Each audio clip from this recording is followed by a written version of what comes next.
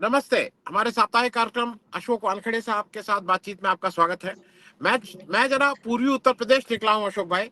मुझे लगा कि अच्छा। थोड़ा नब्ज भी ले लिया जाए, ठंडा गर्म कैसा है, थर्मामीटर जरा क्षेत्र में जाके देखा जाए।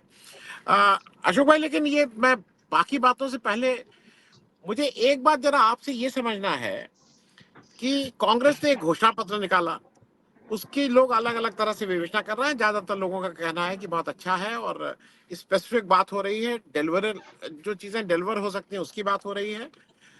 उसमें मोदी जी कहीं से आते हैं और इसको कहते हैं कि ये तो मुस्लिम लीग का वो है, और फिर कांग्रेस ऑफेंसिव में आ जाती है। कांग्रेस कहती है कि मुस्लिम लीग के साथ कौन खड़ा था ये याद करो, और फिर वो मुस्लिम बजाय घोषणा पत्र के मोदी जी इसको मुस्लिम लीग का कहते हैं और कहते हैं ये देश को बांटने वाला घोषणा। पहली मैं एक आपका वक्तव्य इस पे ले लूं, फिर थोड़ी और बातें घोषणा पत्र पे भी करेंगे। देखिए, ये मोदी स्टाइल ऑफ फंक्शनिंग है। मैं बार बार कहता हूं, मोदी जी हमेशा विरोधियों को अपने पाले में ले आते हैं, अपने नरेशन पे नचवाते। जो मोदी जी के नरेशन पे नहीं नाचता वो ममता बनर्जी जैसा सक्सेस हो जाता है। जो नाचता है वो ट्रैप में फंसता है। मैं सिर्फ 30 सेकंड एक्स्ट्रा लूंगा आज एक उदाहरण देने के लिए। जब मोदी जी तीसरी बार मुख्यमंत्री पद के लिए लड़ रहे थे गुजरात में, स्थिति बहुत भयावह थी। बहुत गुजरात में अनरेस्ट था, कांग्रेस भी ताकत से लड़ रही थी। तो मोदी जी ने पूरे चुनाव में जो मुद्दे उठाए उससे गुजरात का कोई लेना देना नहीं था। पहला मुद्दा उठाया सोनिया गांधी की इलाज का खर्चा। पहले बोला कि ये मेरे पास ये अखबार में छपी खबर है। फिर किसी ने उस अखबार को ढूंढा, अखबार ने डिनाई किया, तो उन्होंने कहा कि पीटीआई में आई थी। पीटीआई ने भी रिसर्च करके बोला कि हमने ऐसी कोई खबर ही नहीं रिलीज की। फिर उन्होंने कहा कि एक आरटीआई एक्टिविस्ट ने लिखी। फिर उस आरटीआई एक्टिविस्ट ने भी प्रेस कॉन्फ्रेंस करके कही कि मैंने इंफॉर्मेशन मांगी थी, मुझे ये मिली, जो आप आंकड़े बताते हो वो गलत है। फिर भी वो कहते रहे, अरे बोले ठीक है आंकड़े गलत है लेकिन खर्चा तो हुआ। फिर उनको लगा इसमें दम निकल गया, उसमें उन्होंने 15-20 दिन खींचे। फिर उन्होंने एक नया शबूका छोड़ा, 50 करोड़ की गर्लफ्रेंड। केरल की क्रिकेट टीम खरीदने के लिए शशि थरूर की पत्नी ने जो पैसे दिए वो मल्टीपल कंपनियों से आए थे, उसका आरोप लगा था। गुजरात से क्या लेना देना किसी की गर्लफ्रेंड से, क्या, लेकिन 50 करोड़ की गर्लफ्रेंड करके उन्होंने, और कांग्रेस ही उसका हिसाब जवाब देते रहे। कांग्रेस भूल गए कि गुजरात की इश्यूज उठाने। और आखिरी सप्ताह में उन्होंने एक कागज ऐसा सभा में लहराया कि ये प्राइम मिनिस्टर ऑफिस का लेटर है मेरे पास, जो कहता है कि गुजरात का सर क्रीक पाकिस्तान को दिया जाएगा, नरेंद्र मोदी आखिरी सांस तक इसके लिए लड़ेगा। वो लेटर कभी था ही नहीं ऐसा, लेकिन पूरा कांग्रेस उसको डिफेंड में लगने लगी। कांग्रेस ने किस लिए, इसलिए नहीं कहा कि सोनिया जी का खर्चा बाद में देखेंगे, पहले तू गोचर की जमीन बता जो तुमने बेची उद्योगपतियों को, खर्चा बाद में बता। नॉर्थ गुजरात में जो पॉल्यूशन है, 1000 फीट नीचे भी पानी पॉल्यूटेड मिलता है, उसका हिसाब बता। आज भी कच्छ और सौराष्ट्र में पीने के पानी के लाले पड़े हैं, उसका हिसाब बता। आज बेरोजगारी चरम पे, हिसाब बता। आज स्कूल का ड्रॉप आउट रेट सबसे ज्यादा गुजरात में, उसका हिसाब बता। ये इशू छोड़ के दूसरे इशू में चले गए। जब ये बंगाल में चुनाव लड़े तो इन्होंने ऐसा ही ट्रैप किया, लेकिन ममता ने कहा वो छोड़ो, मेरे बंगाल की बात करो, बाकी ज्ञान मत दो, दीदी ओ दीदी मत कहो। अब इन्होंने कहा, देखिए राहुल गांधी ने कहा कि मुझे, मेरी लड़ाई मोदी या बीजेपी से नहीं है, उसके पीछे जो शक्तियां काम कर रही है उसका है। रावण के पीछे भी कुछ शक्तियां काम कर रही थी,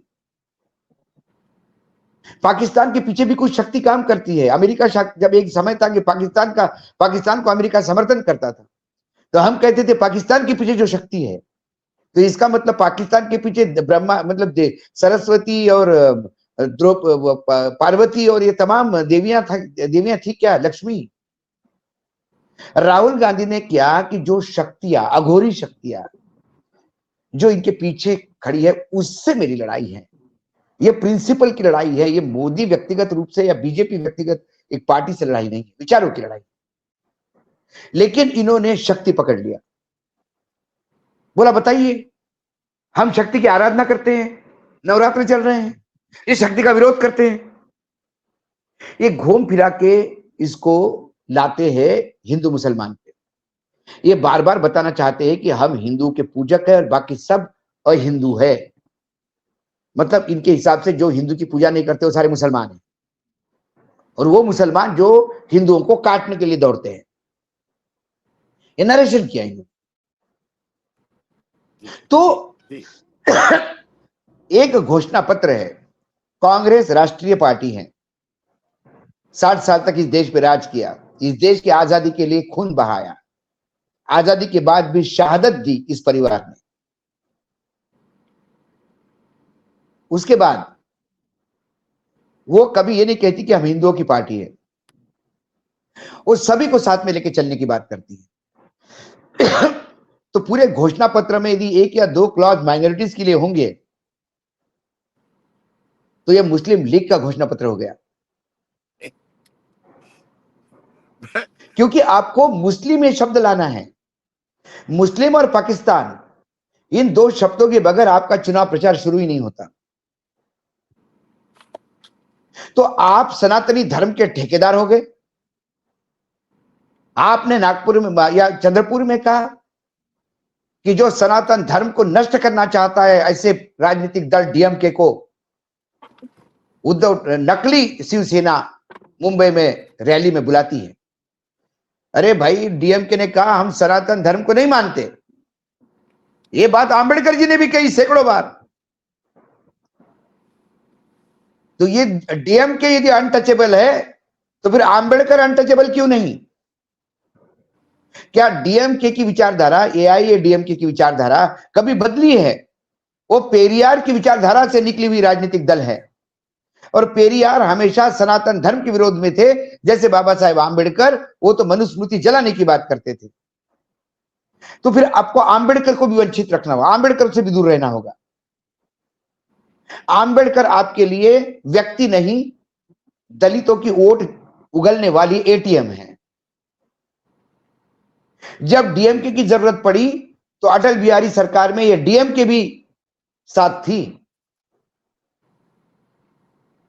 जब आपको डीएमके की जरूरत पड़ती तो डीएमके साथ आ जाती है, तब आपको सब समझ जाता है।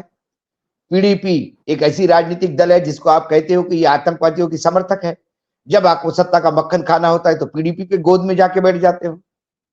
सबसे भ्रष्ट पार्टी चौटाला की है, लेकिन चौटाला के गोद में जाके बैठते हो। तो इनके जबान की तो कोई कीमत ही नहीं है। ये आप नीतीश कुमार को पलटू राम कहते हैं, बीजेपी से ज्यादा बड़ा पलटू राम राजकीय दल मैंने नहीं देखा, जो सत्ता का मक्खन खाने के लिए किसी भी लेवल पे किसी भी आदमी के साथ व्यभिचारी हो, भ्रष्टाचारी हो, दुराचारी हो, राष्ट्र विरोधी हो, सबके साथ हाथ मिलाने को तैयार होता है, बशर्ते उनको सत्ता का मक्खन मिले। तो कांग्रेस ने ये जवाब देना ही नहीं चाहिए,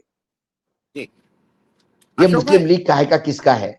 देखिए, शिवसेना के बाला साहब ठाकरे का समर्थन करते हुए अमित शाह से लेके नरेंद्र मोदी जी तक की जबान नहीं थकती।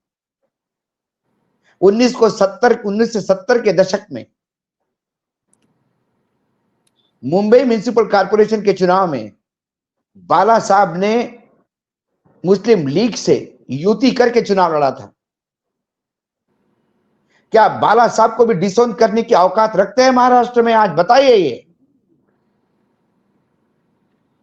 क्या बाबा साहेब आंबेडकर को सनातनी धर्म के नाम से दूर करने की औकात रखते हैं? बताइए। ये सब्जेक्टिव है, जहां प्रॉफिट वहां सब। ये गोबर में गिरे हुए दाने भी उठा सकते हैं यदि उससे पेट भरता हो तो। ये अब वो लोग आए हैं बीजेपी में। भाजपा ऐसी नहीं थी, यदि जो साथ में जिसकी विचारधारा है, और विचारधारा नहीं है तो नहीं है। जी अशोक भाई, एक इम्पॉर्टेंट बात और हुई है जो मुझे लगता है कि अभी शायद मीडिया उसको ठीक से नहीं पकड़ी। जो मीडिया है वो कंट्रोल है। राहुल गांधी ने हैदराबाद में एक बड़ी बात कही, जिसको नेक्स्ट डे कुछ स्टोरी तो चली लगे। उन्होंने रीडिस्ट्रीब्यूशन ऑफ वेल्थ, एक तरह से नेशनलाइजेशन की बात कही है। और मुझे लगता है कि देश के 2-3 उद्योगपतियों को नींद तो नहीं आई होगी जब वो कह रहे हैं कि अब इस देश की नीतियां जो हैं वो उस गरीब आदमी के को सामने ध्यान में रख के होगी, उसकी बेरोजगारी, देश उसका के कैसे आय बढ़े। देश का 1% आबादी देश की 42% वेल्थ नहीं ले सकती।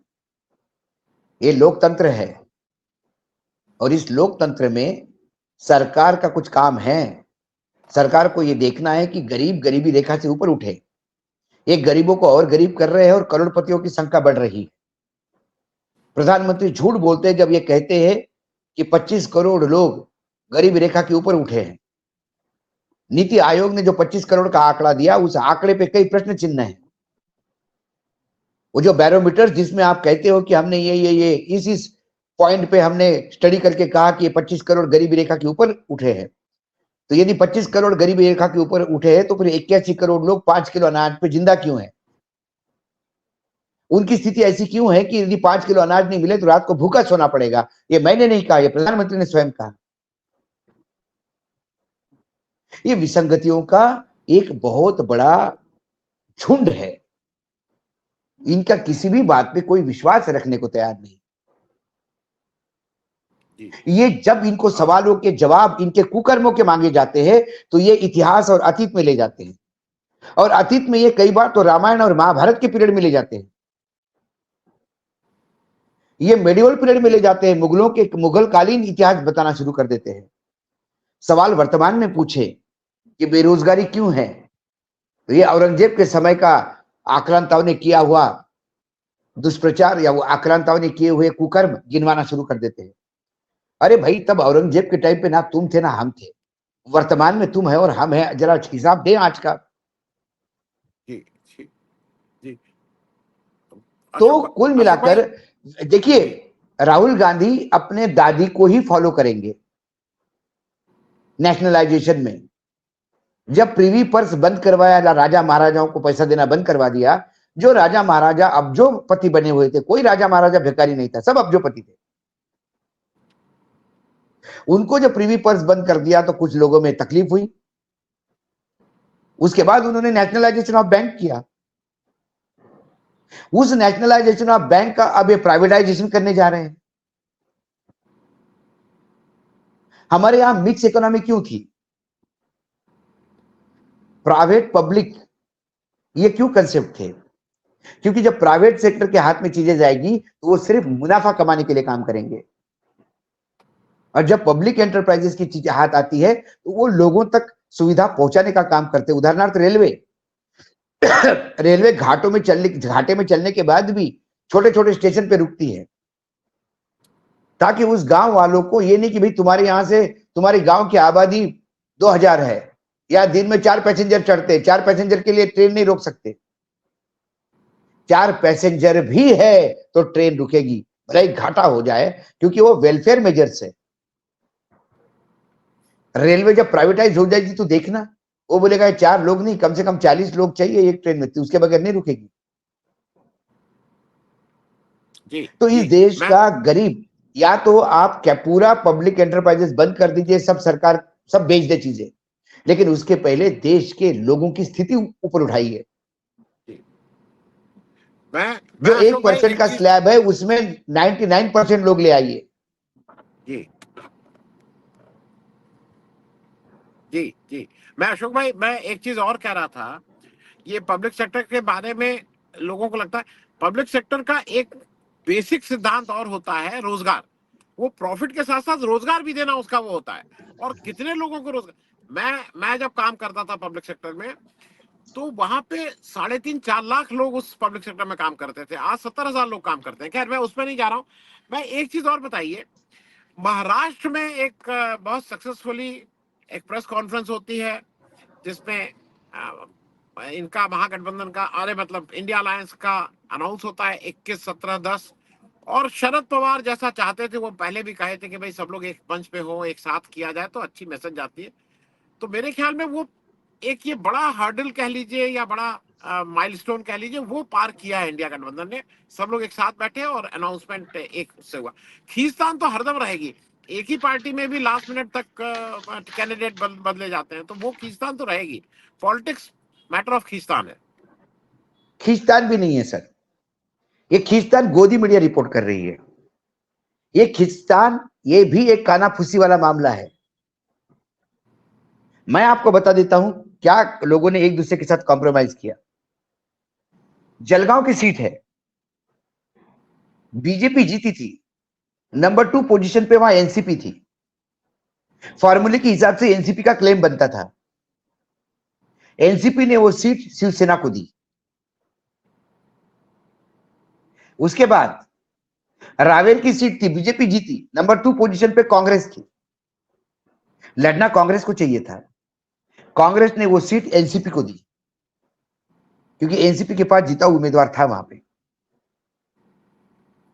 अमरावती की सीट एनसीपी ने इंडिपेंडेंट नवनीत राणा को समर्थन दिया था, वो जीत गई थी। तो वैसा देखा जाए तो ये एनसीपी की सीट बनती है और सेकंड पोजीशन पे वहां शिवसेना थी। यदि एनसीपी उस सीट लेने को तैयार नहीं होती तो शिवसेना को लड़नी चाहिए थी। इन दोनों ने वो सीट कांग्रेस के लिए छोड़ी। तो कहां खींचतान है सर? इससे अच्छा अकोमोडेशन कहां मिलेगा आपको? भिवंडी बीजेपी वर्सेस कांग्रेस था वहां पे, कांग्रेस ने वो सीट एनसीपी को दी। कहां खींचतान है? Mumbai north east BJP versus NCP थी, वो एनसीपी ने बड़ा दिल दिखाते हुए शिवसेना को सीट दी।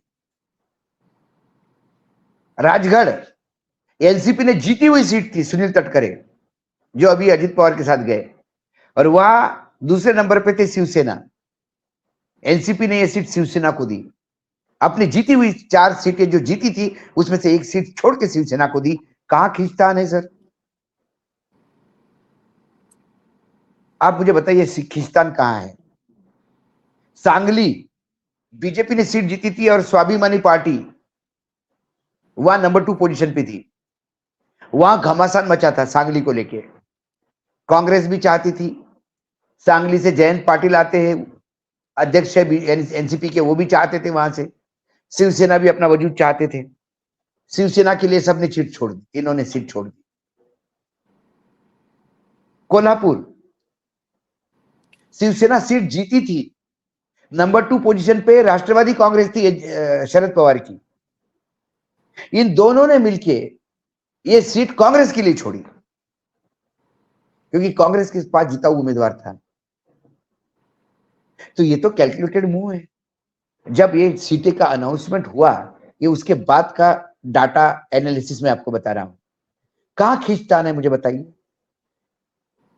लेकिन जहां ओरिजिनल शिवसेना हम हैं, बाला साहब की विचारधारा वाली, पिछली बार शिवसेना 25 सीटें लड़ी थी, सॉरी 23 सीटें लड़ी थी। इस बार उद्धव 21 सीटें लड़ रहे हैं। आंकड़ा कम नहीं है, मतलब शिवसेना ने अपनी इज्जत रखी है। ये 3 पार्टियों के गठबंधन में भी उतनी ही सीटें लड़ रहे हैं जितनी पिछली बार लड़ी थी, सिर्फ 2 कम है। और जिसके पास सिंबल है, जिसके पास बाला साहब ठाकरे का नाम लेते हुए नहीं थकते, उसको सिर्फ 10 सीटें मिली है। कहां 23 और कहां 10? राष्ट्रवादी कांग्रेस ने कितनी सीटें लड़ी थी पिछली बार? उनने भी 25 सीटें लड़ी थी करीब करीब, सॉरी 22 सीटें लड़ी थी और 26 कांग्रेस ने लड़ी थी। उन 22 में से शरद पवार ने 10 सीटें लड़ी, इस बार 12 छोड़ दी, और अजित पवार 4 सीट लड़ रहे हैं। यह है ओरिजिनल एनसीपी की औकात। तो सीट बंटवारा तो यहां बहुत इज्जत से हुआ, बिना झगड़े का हुआ। झगड़े तो अभी भी चल रहे हैं। बीजेपी 36 सीटों पर चुनाव, 34 सीटों पर चुनाव लड़ रही है जी। इसका मतलब बीजेपी जान गई कि जो एनसीपी और शिवसेना उनके साथ है उसका कोई वजूद नहीं। ये सीट शेयरिंग के डिसीजन से ही पता पड़ता है कि महाराष्ट्र में चित्र क्या होने वाला है। जी अशोक भाई, ये गोविंदा जी क्या करें? वो कह रहे हैं मैं लड़ूंगा भी नहीं, तो क्या डांस करेंगे, डायलॉग बोलेंगे, गाना सुनाए? किस लिए आए हैं? गोविंदा को चुनाव लड़ना था, गोविंदा टिकट मांग रहे थे। गोविंदा को बीजेपी ने टिकट नहीं दिया, कांग्रेस ने टिकट नहीं दिया। फिर गोविंदा गए एकनाथ शिंदे के पास। एकनाथ शिंदे के पास 13 सांसद और 10 सीटें हैं। 3 खुद के सांसदों को ही वो रिपीट नहीं कर पा रहे हैं। खुद के सांसदों को 3 सांसद जो छोड़ के आए उनको ही टिकट देने में वो मजबूर है। ऐसे में गोविंदा कहां एडजस्ट करेंगे? अपना गढ़ ठाणे एकनाथ शिंदे की नाक है। ठाणे का बेटा कल्याण से लड़ता है। बीजेपी ने पेच फंसा दिया। या तो कल्याण लो या ठाणे लो, दो में से एक सीट लो। अल्टीमेटली उन्हें अपना ठाना छोड़ना पड़ा और कल्याण बेटी की सीट के लिए कल्याण लेना पड़ा। बेटा श्रीकांत शिंदे कल्याण से ही लड़ेगा अपनी सीट से।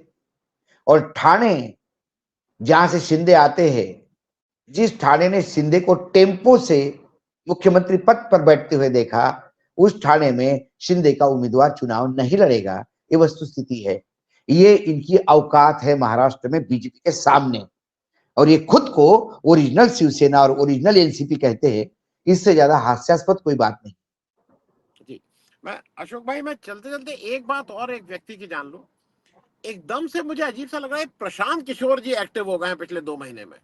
और उनका जो जो जो जो उनको ब्रीफ मिली है, वो पूरे टाइम राहुल गांधी को गाली देना उनका काम है।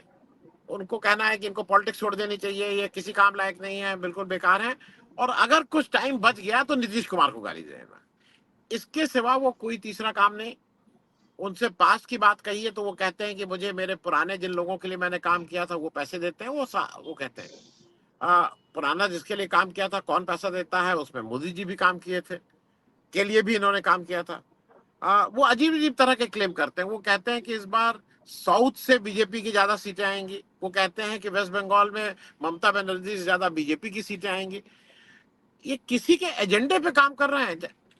ये यकीनन किसके लिए काम? ये बीजेपी के एजेंडे पे ही काम करते हैं। देखिए क्या है आनंद भाई, ये एक ना हमारे यहाँ बड़ा प्रॉब्लम है। पत्रकार जो राजनीतिक विश्लेषक होता है फिर उसको चुनाव लड़ने का कीड़ा कटता है। जो क्रिकेट का अच्छा कमेंटेटर होता है या क्रिकेट का अच्छा विश्लेषक होता है, वो क्रिकेट नहीं खेल सकता। आप सचिन तेंदुलकर आउट क्यों हो गए लिख सकते हो, लेकिन सचिन तेंदुलकर की जगह बैट खड़ा होके 180 के स्पीड में आई हुई बॉल को देख भी नहीं सकते। मैं बिजनेस एडिटर था एक अखबार का, तो हम बिजनेस ट्रेंड पे फोरकास्ट करते थे, लिखते थे। लेकिन उसके हिसाब से यदि मैं कल दुकान खोल दूं तो मेरी दुकान सबसे पहले बंद हो जाएगी। जी जी। व्यापार करना, व्यापार का विश्लेषण करना अलग है। ये चुनावी मैनेजर कहो या मैनेजमेंट का आदमी कहो, ये काम था इनका। इनकी महत्वाकांक्षा इतनी बढ़ गई है, इनको लगा कि मैंने ममता को जितवाया, मैंने इसको बनाया, मैंने मोदी को बनाया, तो मैं खुद क्यों नहीं बन सकता? मोदी को तुमने नहीं बनाया, मोदी बनने लायक मटेरियल थे, तुमने गाइड किया। बंदूक की गोली जो होती है, कारतूस, उसमें दम होता है। बैरल जो पीछे से हट हिट करता है तो वो गोली आगे जाके लोहे में छेद करती है। कल से आपने कहा कि मैं बंदूक हूं और एक कंकड़ उठा के उसमें फंसा के आप वो लोहे को छेद कर दूंगा, तो नहीं होगा ना सर। उसके लिए कारतूस ही चाहिए। प्रशांत किशोर एक फूका हुआ कारतूस है। पैसा खूब कमाया, महत्वाकांक्षा जग गई, और जब राजनीति में उतर गए तो उनको ये समझ में आ गया कि ये बहुत डिफिकल्ट काम है रे बाबा। वो फिर से लौटना चाहते अपने पुराने काम में। तो डायरेक्ट इनडायरेक्ट सुपारी लेते रहते हैं। तो ये बीजेपी की सुपारी लेके घूम रहे हैं अभी वर्तमान में, जी, जो दक्षिण मैं भारत में बहुत ज्यादा सीटें आने का बोल रहे थे। हम तो बहुत पहले से कहते कि ये कितने की भी बीजेपी को गाली दे, बीजेपी के खिलाफ वाले पार्टी के साथ काम करे, लेकिन ये अल्टीमेटली है बीजेपी। अशोक घुटना जो है अशोक वो भाई पेट की बस एक, तरफ ही मुड़ेगा। जी अशोक भाई, एक एक चलते चलते एक अंतिम, क्योंकि वो मैं मुझे वो है कि जरा उस पर एक टिप्पणी सुन लूं। कल अरविंद केजरीवाल ने जो अपनी गिरफ्तारी को चैलेंज किया था, वो चैलेंज उन्होंने 3 अप्रैल से उस पर ऑर्डर रिजर्व किया, 6-7 दिन तक उन्होंने उस पर बड़ा मनन किया और फिर कल उसको उस पिटीशन को रिजेक्ट कर दिया। मैं सिर्फ एक चीज समझना चाहता हूं, अरविंद केजरीवाल जेल के अंदर, उनकी फोटो सीखचों के अंदर वाली, संजय सिंह बाहर घूमना, और 2 लोग और, सुनीता केजरीवाल और हेमंत सोरेन की पत्नी कल्पना सोरेन जी, ये 2 एक्स्ट्रा और मिल गए हैं। अब ये गुजरात घूम रहे हैं, यहाँ घूम रहे हैं, वहां घूम रहे हैं, और भाई दोनों लोग कह रहे हैं हमारे हस्बैंड को इस तरह से किया गया, और लोग मान भी रहे हैं कि बिल्कुल ये गलत है। तो ये आम आदमी पार्टी और अरविंद केजरीवाल इंडिया गठबंधन के लिए बेहतर स्थिति है कि अरविंद केजरीवाल अंदर रहे, संजय सिंह बाहर घूमे, सुनीता केजरीवाल घूमे। मैं वोट की दृष्टि से बोल रहा हूं, मैं मोदी जी की तरफ पूछ रहा हूं आपसे कि अभी अरविंद केजरीवाल अभी बाहर निकल आएंगे जी। अभी एक हाईकोर्ट का और एक डिसीजन भी आया है, शायद आपने पढ़ा कि नहीं पता नहीं। हाईकोर्ट ने एक उम्मीदवार को केरल में ईडी ने एक ही समन्स दिन दिया, पहले जी। तो ईडी कोर्ट ने कहा कि ये समन्स आप चुनाव खत्म होने के बाद दीजिए। चुनाव के दौरान आप समन्स देके उसका चुनावी प्रचार रोक नहीं सकते। दिल्ली हाईकोर्ट कहता है कि चुनाव का हमारा कोई लेना देना नहीं। ये अलग अलग 2 हाईकोर्ट के डिसीजन है।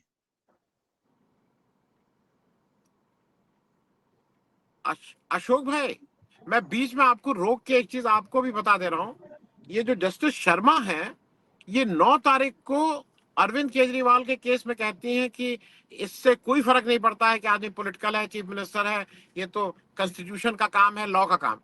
और यही यही जज साहिबा 8 तारीख को, एक दिन पहले, दिलीप रे जो उड़ीसा के हैं, उनको सजा हो गई है, उस सजा को स्टे करते, 3 साल की सजा हुई है, उसको स्टे करते हुए यही एक दिन पहले कह रही हैं कि भाई ये पॉलिटिकल आदमी है और इर्रिवर्सिबल लॉस हो जाएगा अगर ये पॉलिटिकल प्रोसेस से बाहर रखे जाएंगे। ये सेम व्यक्ति, महिला, ये सेम जज साहिबा दिलीप रे को स्टे दे के छूट दे देती हैं कि आपका भाई अभी इलेक्शन है तो इसलिए इनके ऊपर कोई एक्शन ना हो। इसीलिए न्यायपालिका पे भी सवाल उठते हैं।